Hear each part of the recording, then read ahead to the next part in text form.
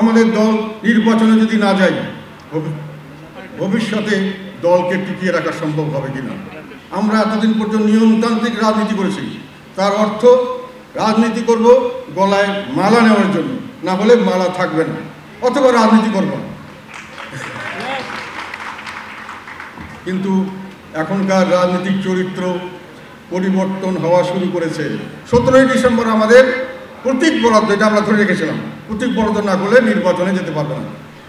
16ই December রাত্রে আমাদেরকে 26টার একটা তালিকা দেওয়া হলো, যে তালিকায় আমাদের আজকে পর্যন্ত নেগোসিয়েশন সময় 100 তালিকা, 70 তালিকা, 40 তালিকা, 50 তালিকা প্রায়োরিটি বেসিসে বিভিন্নভাবে দিয়েছিলাম।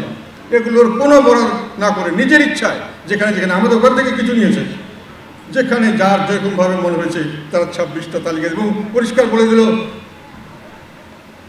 জাতীয় পার্টির ক্যান্ডিডেটের পক্ষে আমরা উইথড্র করলাম। সেখানে জাতীয় পার্টির ক্যান্ডিডেট ছাড়াও আওয়ামী লীগের আরও ক্যান্ডিডেট ছিলেন, বেশিরভাগ জায়গায়, শুধু 2টো জায়গা ছাড়া বোধহয়, এবং শক্তিশালী ক্যান্ডিডেট ছিল আওয়ামী লীগ এবং অন্যান্য দলের ক্যান্ডিডেট ছিল।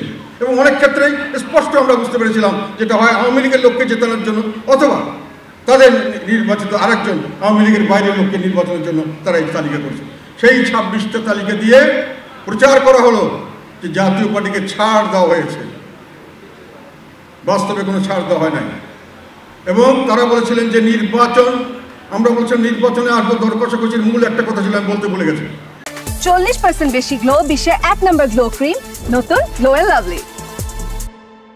যে এই দল কষাকষি না করার কথা ছিল যে আমরা নির্বাচনে আসবো, নির্বাচন অবাধ সুষ্ঠু হতে হবে, নির্বাচনে প্রশাসন দলীয় কর্মীর মতো ব্যবহার করবে না, আইন শৃঙ্খলা রক্ষাকারী বাহিনী এবং নির্বাচনের সঙ্গে জড়িত ব্যক্তিরা দলীয় কর্মীর মতো কাজ করবে না। তারা বলেছিলেন আমরা একটাই শুধু সুবিধা দিতে পারি, আমাদের নৌকা মার্কা বা আমাদের দলীয় প্রতীক থাকবে না, তাহলে দলীয়করণ হবে না, আমরা বাকিটা নিশ্চিত করব।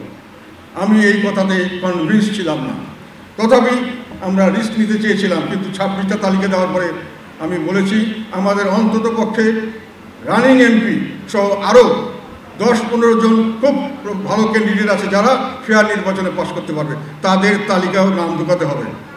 না হলে 16 তারিখে আমি রাতে সিদ্ধান্ত নিয়েছি, সবাইকে জানিয়েছি আমি নির্বাচনে যাব না।